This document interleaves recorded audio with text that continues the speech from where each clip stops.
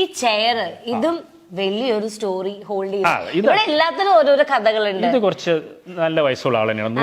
107 വയസ്സായി. 107 വയസ്സായി. 1917 ഇതിൽ എന്തുകൊണ്ട് അത്ര കൃത്യമായിട്ട് ഞാൻ പറയുന്നു പറഞ്ഞാൽ, ഇത് റിപ്പയർ ചെയ്യാൻ എടുത്തപ്പോൾ എനിക്ക് നല്ല ഓർമ്മയുണ്ട്. കുറച്ച് വർഷങ്ങൾക്ക് മുമ്പ് റിപ്പയർ എടുത്തപ്പോൾ ഒരു ബ്രാസ് പീസ് ഉണ്ടായിരുന്നു. അതിൽ മെയ്ഡ് ഇൻ എസ്റ്റോണിയ.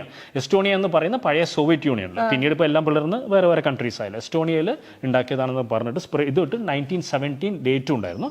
ബ്രിട്ടീഷ് ടൈമിൽ ചെന്നൈ സൈഡിൽ നിന്ന് തന്നെ വാങ്ങിച്ചതാണ്. അപ്പൊ ഇതിലിരിക്കാൻ പറ്റും?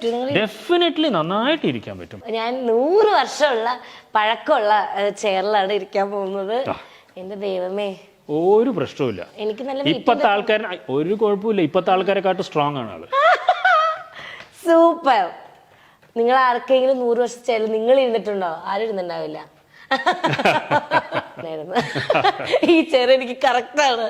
പിന്നെ ഇത് ആക്ച്വലി ബെഡാണ്. ഇതിനെ ഞങ്ങൾ ദിവാൻ പോലെ ആക്കിയതാണ്. ഇവിടെ ഒരു സിറ്റിംഗ് ഏരിയ പോലെ. ഇതൊരു 120 ഇയേഴ്സ് പഴക്കമുള്ള ചെയർ. അതേപോലെ തന്നെ ഇതും ആന്റിക്കാണ്. പക്ഷെ ഏറ്റവും മുത്തശ്ശൻ, അതാണ് ഞാൻ പറയാൻ വന്നത്. അതെ, മുത്തശ്ശി എന്ന് പറയാം. ഇതെന്റെ മുത്തശ്ശിയും കൂടിയാണ് ഇതിന് മുകളിൽ. ഇതാണ് വിമല ഹെബ്ബാർ. ഇത് വിമല ഹെബ്ബാർ ആണ്. എനിക്ക് തോന്നുന്നു മുത്തശ്ശി കറക്റ്റ് സ്ഥലത്തായിരിക്കുന്നത്. മുത്തശ്ശിക്കും ഏറ്റവും ഇഷ്ടമുള്ള ഒരു ഫർണിച്ചർ ആണ് ഈ വീട്ടിലെ മുത്തശ്ശിയാണ് ഈ ഫർണിച്ചറും. എന്റെ ഫിലിംസും സീരിയൽസും ഏറ്റവും എൻജോയ് ചെയ്ത് കാണുന്ന, എന്നെ എൻകറേജ് ചെയ്ത ഒരാളും കൂടിയായിരുന്നു. അത് വിമല എന്നാണ് അവരുടെ പേര്.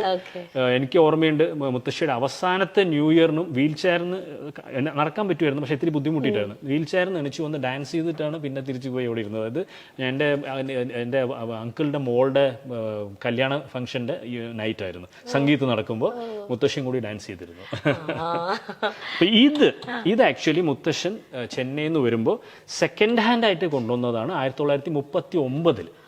ആ കാലത്തിൽ സെക്കൻഡ് ഹാൻഡ്, അതായത് ഏകദേശം പറയാം 150 മേലെ ഉറപ്പായിട്ടും ഉണ്ടെന്നാണ് എല്ലാ കണക്കുകളും കാണിക്കുന്നത്.